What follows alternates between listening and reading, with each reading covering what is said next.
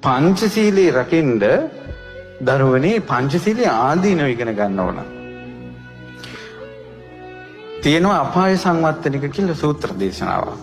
එහි තියෙනවා පින්වත් මහණෙනි සත්තු මරණ කෙනා නිරේ යනවා, තිරිසන් ලෝක යනවා, പ്രേත ලෝක යනවා.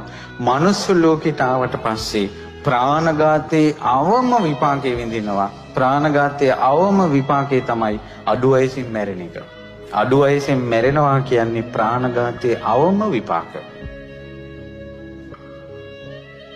සොරකම් කරන කෙනා නිරේ යනවා, තිරිසන් ලෝක යනවා, പ്രേත ලෝක යනවා. මනුස්ස ලෝක ආවට පස්සේ සකල සේසත නැති වෙනවා.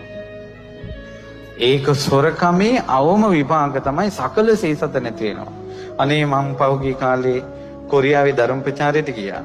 සමහර ළමයි මේ ලංකාවේ ඉන්නවා, සමහර මේ කෙල්ලෝ ටිකක් සෙට් වෙලා සොර සෙට් එකක් කොරියන් කොල්ලොත් එක chat කරලා සකල සේසත ගන්නවා. එක කොල්ලෙක් ලක්ෂ 60ක් දීලා ගෙදර එන්නේ හිස්සතින් ගෑනුන්ට ඔක්කොම පුදලා. මගෙන් ඇහුවා හඳුරන්නේ ඇයි මෙහෙ වෙන්නේ කියලා. මං කිව්වා සතුටු වෙන්න අටමහා කුසල් වලින් එකක් කරගත්තා කියලා. සකල සේසත ගෑණියෙකුට පුදලා. ඉතින් ඒ නිසා පින්වත්නි ඒ විදිහට ඒ සේසතම නැති වෙන්නේ සොරකමේ විපාකයක් විදිහට.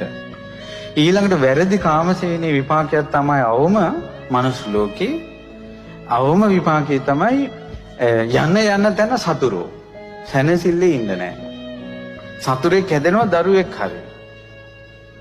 බොරු කීමේ අවම විපාකේ තමයි මනුස්ස ලෝකෙට ආවට පස්සේ අභූත චෝදනා.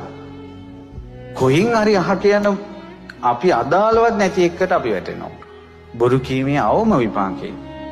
සුරාවේ අවම විපාකේ තමයි පින්වත් දරුවනේ පිස්සු හැදෙන එක උමතුයි. ඒ නිසා අනිවාර්යයෙන්ම ඔය බොන කොල්ලෝ ඉන්නවා නම් නිකමට හරි පොඩ්ඩක් මේ පිස්සු ආට්ටුවට ගොඩ වෙලා බලන්න විපාක දිහා. ලස්සන මිනිස්සු පිස්සු හැදිලා දොඩවන හැටි. අවම විපාකයයි. ඉතින් මේව දකිනකොට ඊළඟට කොල්ලෝ වල්පල් කතා කරගෙන ඉන්නවනේ. නිකන් දෙතිස් කතා කිරීමේ විපාක තමයි වහ රාගයේ උපදිනවා, වහ ද්වේෂයේ උපදිනවා, වහ මොහයේ උපදිනවා. වල්පල් කතා කිරීමේ ආදීනවයක් ඉක්මනට කෙලෙස් ඇවිස්සෙනවා. කොහොමද කර්ම? කොච්චර අනුකම්පාවෙන්ද බුදුරජාණන් වහන්සේ අපිට සීලය වදාළේ.